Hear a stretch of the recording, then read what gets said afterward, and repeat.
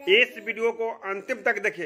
RJD के supreme Lalu Prasad Yadav के लाडले ने किस तरह चिराग पासवान के माताजी को गाली दी है, ये लास्ट तक वीडियो देखें। इस बात को लेकर हूं कि जब मेरे परिवार को गाली दी जा रही थी, मेरा छोटा भाई उस मंच पर था।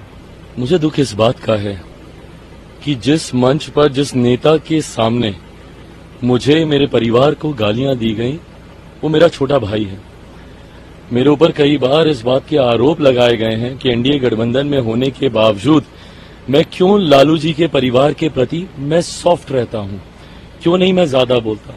ये वो मर्यादा है, राजनीतिक मंच पर मैं उनके साथ सीधा मुकाबला करूंगा, पर पारिवारिक कुछ मर्यादाएं थीं जो मेरे पिता के समय से चलती आ रही। मेरे पिताजी लालू जी समकक्ष रहे, दोस्त रहे एक दूसरे के साथ, दोनों ने लंबे समय तक काम किया।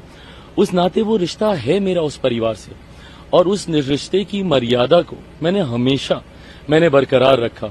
राजनीतिक मैंने उनका कड़े से कड़ा विरोध किया, पर कभी भी पारिवारिक स्तर पर मैं उनके कभी नहीं गया। ऐसे में नाराज, गुस्सा होने से ज्यादा मैं दुखी हूं, और दुखी मैं इस बात को लेकर हूं कि जब मेरे परिवार को गाली दी जा रही थी, मेरा छोटा भाई उस मंच पर था। जब मेरी मां के बारे में कहा जा रहा था, मेरे लिए राबड़ी देवी जी मेरी मां है, बात खत्म, वो है मेरी मां।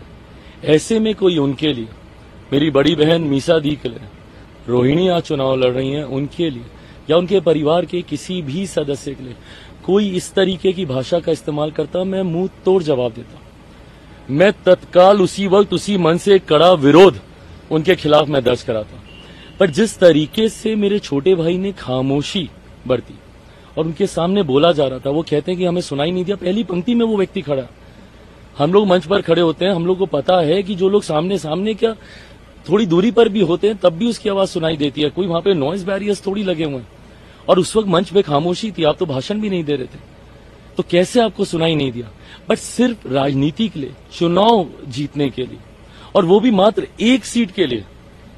ये मेरी ही लोकसभा का ये वीडियो है, जमुई का ये वीडियो है, वहां पर एक सीट जीतने के लिए, मेरे जीजा जी अरुण भारती जी को हराने के लिए जिस तरीके से उनकी महिला प्रत्याशी भी बगल में खड़ी हैं, ये अगर भविष्य में अगर सांसद बनती हैं, ये महिलाओं का संरक्षण करेंगी जो अपने सामने महिला के होते हुए अपमान को ये देख रही हैं। मुझे तकलीफ बस इस बात की है कि एक शब्द तो बोला जाना चाहिए था, आप नेता हैं, आपको अपना आदर्श मानने वाली एक बड़ी आबादी है। ऐसे में आपके आदर्श को मर्यादित रहना जरूरी है। जो लोग आपको अपने आदर्श मानते हैं, आपके आचरण को मर्यादित रहना जरूरी है। आपको प्रेसिडेंट सेट करना चाहिए। यहाँ से आप युवा हैं, आप वो नेता हैं जिन्होंने अपने पिता की तस्वीर तक हटा दी थी 2020 के चुनाव में। क्यों? क्योंकि लोगों को जंगल राज की याद ना है। ऐसे में अगर ये जंगल राज की परछाई नहीं है, उसकी छवि नहीं है, क्या था जंगल राज में?